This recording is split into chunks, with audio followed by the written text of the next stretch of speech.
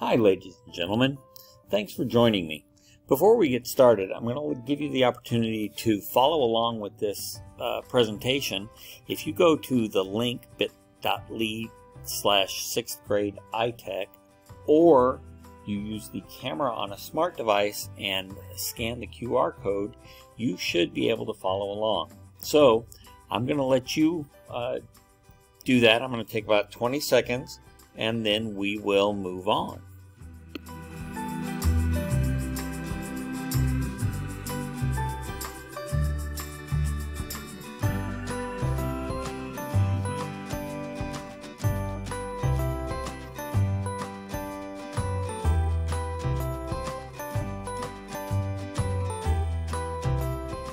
And that's 20 seconds. So let's get this party started. Hi, my name is Rob Miles. I am the instructional technology coach at Irving Middle School. I'm also responsible for 3 elementaries. I am a proud member of the instructional technology coaches here at Norman. All of these wonderful folks you see are stationed based at a secondary school, but we're also responsible for 3 elementaries. So how did we end up with instructional technology coaches? Well, that all started back in 2014 when the wonderful people of Norman passed a bond issue that became known as the NPS iTech initiative. It was designed to close the digital divide, to boost the technology available in the district, to prepare our students for 21st century life. It did this by providing MacBook laptops at all secondary for all secondary students 6 through 12. It also infused elementary schools with Apple devices, MacBooks, and iPads. So this also, the iTech initiative, also expanded educational opportunities. We could bring in more digital content in form of digital textbooks or textbooks that had digital supplements. It also provided MacBook laptops for every teacher. It enhances inquiry-based learning, where we discuss a topic with students and they think up a question and do the research. The MacBook opened up a huge avenue of research for us in Norman Public Schools. And it improves opportunities to innovate and collaborate. And we as instructional technology coaches are all about innovating and collaborating. So, a couple of things to think about when you're in a one-to-one technology situation like we are here in Norman. It's something we've learned slowly but steadily over the last 2 years. This is a team partnership. This is a partnership between me, you, and your child. And we have to figure out what the acceptable norms are for us using technology. A couple of things are really not negotiable, and I will show you. We've got actually a little discussion sheet for you to talk with your children about this. But first and foremost, the purpose of the MacBook is learning. That's why the district has them, that's why you have them, and that's why your students have them, is for learning. The MacBook belongs to the school, so the school kind of gets to set some of the rules on when they can be used. However, the rest of it is really kind of up to you. What activities are acceptable at home? That's a family decision for you based on your rules and your family culture. The other thing we ask is the MacBooks be charged every night so that they're ready for the next day. If the MacBook is being used just for schoolwork, the battery should last all day. Sometimes it doesn't, but we do have charging stations in some of our schools that will allow you to get your MacBooks at least a temporary charge, enough to get through the rest of the day. Some of the things that we can talk about are scheduling and agreeing upon times that the MacBook is used for homework and other activities. It's important to agree that you have to have honest and open dialogues about digital safety and other experiences as they occur, and of course to make adjustments over time. So let's take a look at what the student laptop agreement looks like. If you download this presentation, you will have access to all of these forms. This is the parent-student laptop agreement. Like I said, the very first thing is really kind of the only non-negotiable in the whole thing. The MacBook doesn't belong to the students, but to the school, and the main purpose for the MacBook is learning. Now, notice I said main purpose. One of the very first things that we would like you to talk about is what is acceptable use for the MacBook. Social media sites, games. Okay, so our students' MacBooks have several different types of filters. Some of the filters are inside in the programming in the computer, and those prevent certain types of websites from being accessed, and those are always on. Some of the filters are filters that are go through our Wi-Fi here at the school, but they don't exist when they get home. And so they will have access to some social media sites, possibly. They may have access to some gaming sites. And so it's kind of going to be up to you to discuss it with your child to figure out what's appropriate. So it's going to be kind of up to you to decide what uses the computer will be put to outside of education. Another topic of discussion is where to charge the MacBook. It's becoming pretty clear to people who are in districts that have one-to-one, or people who have given their teen a smartphone. If the device is nearby, it's going to be in their hands. So what we as instructional coaches recommend is you find a central charging place, somewhere away from the bedroom, away from where your student sleeps, kitchen, living room, somewhere to plug the MacBook in and charge it. This should eliminate some of those problems of late night computer session. Like I said, if you would like a copy of this document, it is available in this slideshow, or if you email Tech Services or email your instructional technology coach, we can get you a copy of it. Okay, so for these next couple of slides, I could read the slide to you, but what I'm going to do instead is I'm going to show you how to get to the documents we're going to talk about. I'm going to start at the normanpublicschools.org website. This is our main website page. If you look down, there's another picture of those people. They just keep showing up everywhere. Here's how you get to the important stuff for us as far as technology goes. If you look at the blue menu bar up at the top, click on Parents and Technology. Parents and Technology will take you to a page that talks about iTech, talks about the initiative itself, and it has a couple of very important pieces of paper. The first one is the acceptable use policy.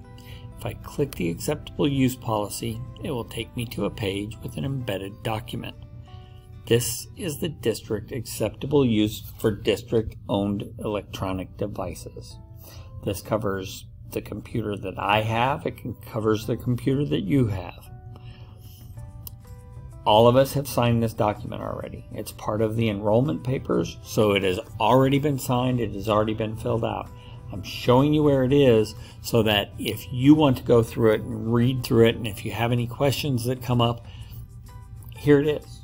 The entire document talks about loss, theft, and vandalism, what happens, what the student's action should be, what your action should be, police reports, all of that. And then we scroll down, and there's, like I said, all of this has already been filled out on your enrollment paperwork, but you also have the expectations for the student, expectations for the parent, and the various terms of agreement. Incredibly short read, and it will kind of lay out exactly what the expectations are for everybody. Jump back to that initial technology page, what is iTech, and we scroll just a little bit down. Over on the right side under resources, we have a whole bunch of blue links. Some of these are really good, talking about our Google apps and tutorials for how to use them, tutorials for Keynote, various good useful links over here. But the one I want to show you right now is the optional protection plan. So if we click on that, it will take us to a document that is the optional protection plan. All of the instructions are listed here. The rules, the protections, what it covers. I'm going to let you know right here, the optional protection plan does not cover chargers. Your MacBook is going to come with a charger. The charger is about $80. This is one of the reasons we strongly recommend you charge the MacBook overnight and bring it fully charged to school, because chargers are the one high loss item that we consistently have. Students will leave them behind in a classroom, or somebody will just walk off with them. So the charger is about $79. There's an extension cable that comes with it. That's another $20. This is an important piece of this computer. Now, the rest of this, one important fact, if it's $50 annually for one device. So each device is $50, unless if your student qualifies for free and reduced lunch, it's $25 a device. Or if you have 3 or more students in the middle or high school, it's $25 per device. There's a phone number on here who to contact. When you click on this, it's a Microsoft Word document. You can download it, you can print it, and send it to school with your student. They will take it to the technology services person, who will get them all entered. So take a look, think about it. What I want to impress upon you is that it is indeed optional. Okay, actually 2 more things I want to look at with you. Let's go back to our technology page, and if we scroll down 4 links on the left side, we'll see digital citizenship and safety. Digital citizenship is kind of my thing right now. I spent much of the summer developing the web pages for digital citizenship, and that got me really kind of focused on it. It is incredibly important for what we do. Because our computers are literally connected to the entire world, digital citizenship is important for us. And we want to include you in the conversations we're having. So, if you click Digital Citizenship and Safety, it will take you to this page. We have created a web page with resources for you. The resources will be updated throughout the year. We've gone with Common Sense Education, which is a nationally recognized leader in digital citizenship education. They have created lesson plans for K through 12. And so each grade level has its own lessons talking about some of the core values and ideas of digital citizenship.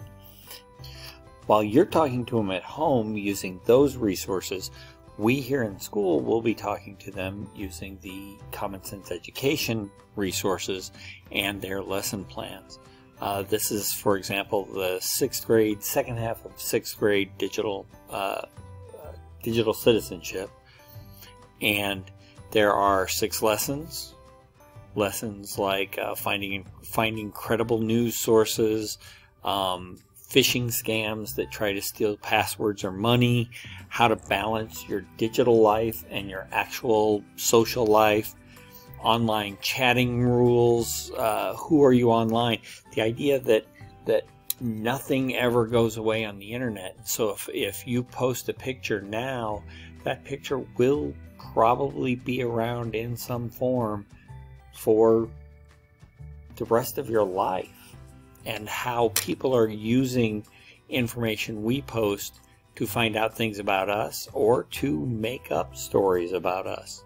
I went to a seminar this summer in which the Canadian professor who was teaching the seminar told us about his experience being the face of over 1,000 scam websites. Somebody at some point grabbed his picture and started creating dating profiles, and his life has been very, very challenging, with police departments from around the world contacting him to find out if he indeed set up some sort of scam to steal money from people.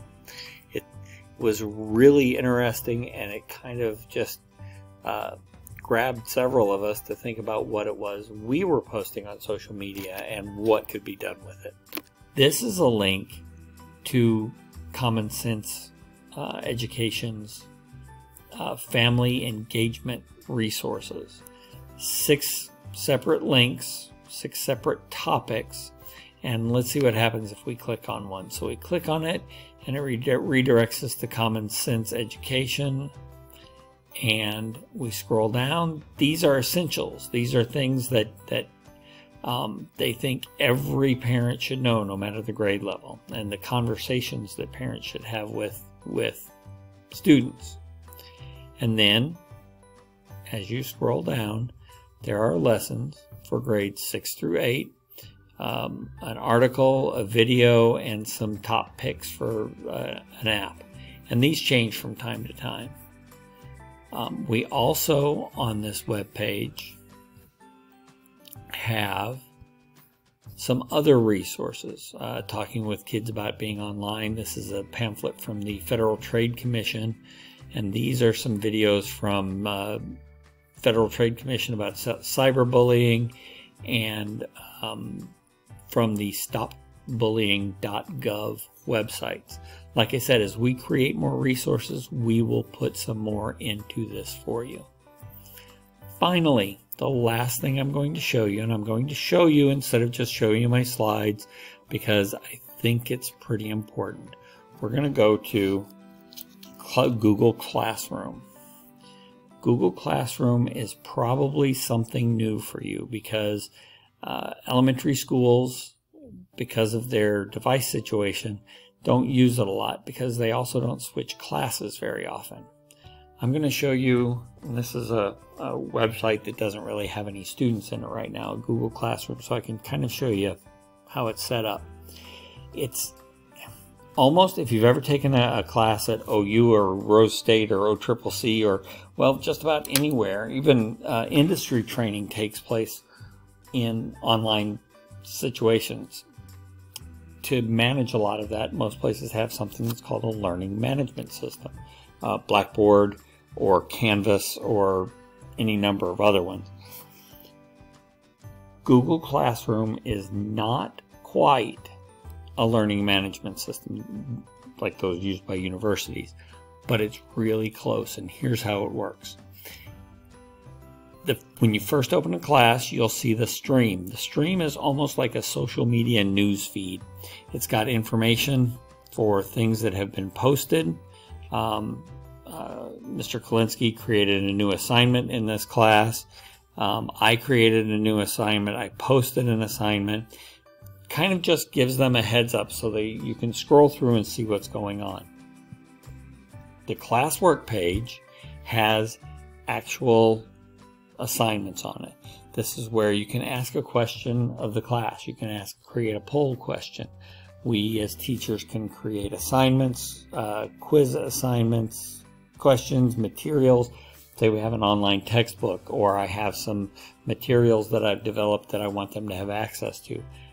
All of those kinds of things can be created in this classroom. Students, when they get an assignment, receive their own classroom folder on Google Drive. For those of you who have never messed around with the Google Suite, the way Google works is if you go to drive.google.com, you can sign up for a Google Drive, which is cloud storage for your stuff.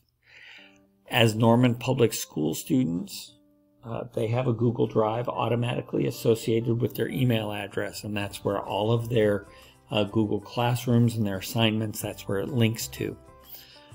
Google Drive for us is unlimited storage. So basically from 6th through 12th grade, they can keep every single thing they create in Google and then transfer it over to a personal drive after they get done with their Norman Public Schools career. Here's what I was talking about. Here's every time a student, the first time they get assigned to a Google Classroom, this folder appears and it's called Classroom. In that folder, and this is my Google folder, this is every class I have either created or have been a part of in the last 4 years. So from here, I can open up the classroom we were just looking at, new teacher induction, and we can look at the various assignments. So this was the assignment Mr. Kalinsky created, and here are the assignments that people have actually filled out. So when a student gets an assignment in Google Classroom, it goes into an electronic folder stored in the cloud.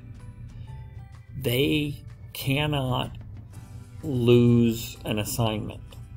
Even if they went in and accidentally deleted an assignment, if I were to delete this assignment right now, it would go into the trash and it would sit there for 30 days. So I accidentally delete Alicia's work. I click remove. It says it will still be accessible by collaborators. I go to trash and it's sitting there. So on the student side, the assignment doesn't go away.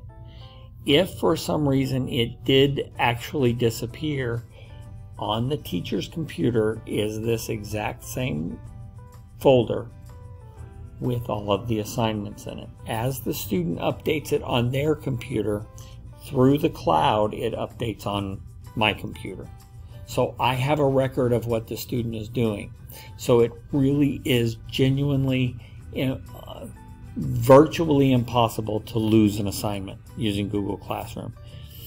The beauty of Google Classroom is I can create videos, I can create written assignments, I can create all sorts of innovative and new assignments because I don't actually have to rely on a piece of paper to get my job done, to get the information to students. So what does this mean for you as a parent? Well, here's what you need to do. Go to one of your child's teachers, any teacher that has a Google Classroom, and request a Guardian Summary. You can see right here it says Guardian Summaries. This is what a Guardian Summary looks like. It is simply an email summary of what's going on in the classroom. You can you can ask them to turn on your Google Summaries. If it gets turned on in one class, it's turned in all of the classes. So you will see a summary for all of your students' classes. Missing work, work that's due next week, work that got turned in, all of it is there. Now, understand that is all you can see. You can't see what the student got as a grade on it. None of it. So, our biggest recommendation for Google Classroom, if you would really like to see how Google Classroom works, sit down with your student. Say, show me what's in your Google Classroom. And they can show you. They can show you where their assignments are, what's due, all of that. And here's how they can show you what's due. If you click on the 3 lines and go to do, it brings up a to-do list of all of the assignments that will be due for your student in all of their classes. It also creates a Google Calendar on their computer linked specifically with this class. Any assignments show up in that Google Calendar. There's also a direct link to the Google Drive class folder, so they don't ever have to struggle to figure out where that class is in their Google Drive. Each class creates a direct link. Google Classroom is pretty amazing. It's part bulletin board, it's part assignment inbox, it's part filing cabinet. It's pretty good, and it gets better all the time. Google really does work to keep us on top of things. So let's see, we covered all of those slides. We covered digital citizenship. We are pretty much done. This is the link to the digital resources page. And the last thing I'm going to do is I'm going to put up two slides. I'm going to go to this slide so that you can get that information really quickly if you would like it.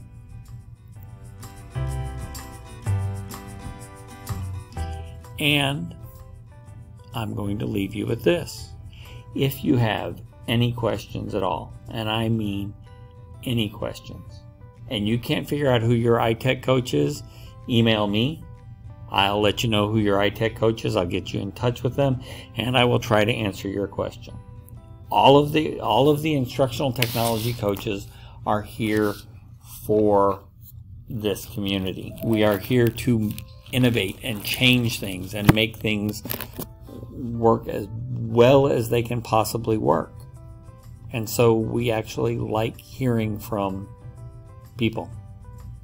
So, on that note, we will wrap it up.